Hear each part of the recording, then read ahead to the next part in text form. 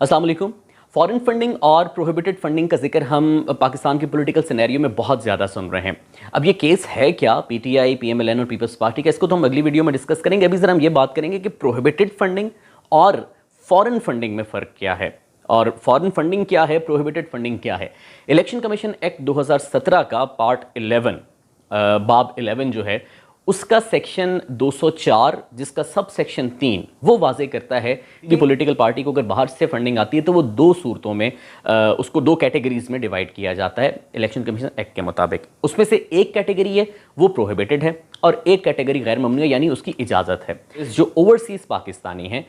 जो दोहरी शहरियत रखते हैं, जो पाकिस्तानी है लेकिन किसी दूसरे मुल्क में बसते हैं और उस मुल्क की शहरियत भी रखते हैं लेकिन पाकिस्तान की शहरियत रखते हैं, जिसका सबूत नादरा का national identification card for overseas Pakistani यानी नाइकोप कार्ड है। अगर नाइकोप कार्ड रखने वाले ओवरसीज़ पाकिस्तानी किसी भी पॉलिटिकल पार्टी को फंड कर रहे हैं, ममनुआ नहीं है, उसकी इजाज़त है, वो बिल्कुल कानूनी है। वो उस पार्टी के फॉरेन रजिस्टर्ड एजेंट के थ्रू भी वो कर सकते हैं या वो डायरेक्टली पार्टी को भी फंड कर सकते हैं। उसका रिकॉर्ड बहरहाल पार्टी को फिर भी रखना होगा और वो कानून के मुताबिक हर फंडिंग का, कॉन्ट्रीब्यूशन का, डोनेशन का, मेंबरशिप फी का रिकॉर्ड पार्टी को रखना है।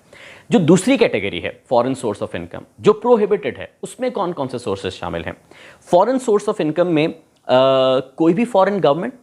Foreign political party, multinational company, public या प्राइवेट कंपनी, कोई भी फर्म, ट्रेड, प्रोफेशनल एसोसिएशन या कोई भी फॉरेन इंडिविजुअल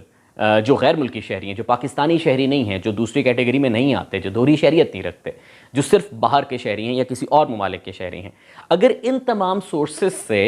फंडिंग किसी पॉलिटिकल पार्टी को आती होगी, ये भी foreign source of funding, but ये प्रोहिबिटेड फंडिंग है। एक ये जिसमें कोई भी foreign government, political party, multinational company, firm, association या कोई गैर मुल्की शहरी अगर इनके थ्रू आ रही है तो वो प्रोहिबिटेड फंडिंग है। और अगर ओवरसीज पाकिस्तानियों के थ्रू आ रही है, जिनके पास नाइकोप कार्ड है, जो दोहरी शहरियत रखते हैं, तो वो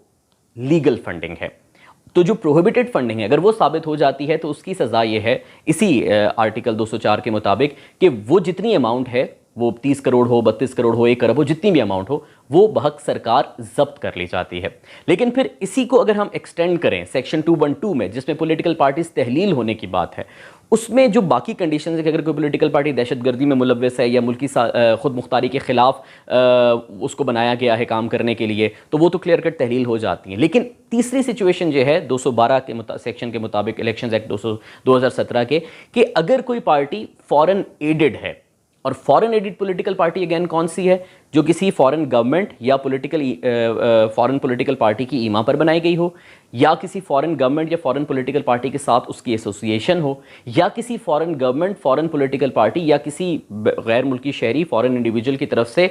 कंप्लीटली फंड की गई हो, या उसकी फंडिंग का कोई खास हिस्सा इन प्रोहिबिटेड जराए से आया हो, तो वो पार्टी अगर कमीशन जो है, इंक्वायरी कमीशन की रिपोर्ट फेडरल गवर्नमेंट को जाती है और उस रिपोर्ट में ये साबित हो जाता है कि ये फॉरेन एडेड पॉलिटिकल पार्टी है, तो फेडरल गवर्नमेंट उसको डिसॉल्व कर सकती है। तो ये वो दो बुनियादी कैटेगरीज हैं फॉरेन सोर्स ऑफ इनकम में, एक प्रोहिबिटेड फंडिंग है, एक लीगल फंडिंग है।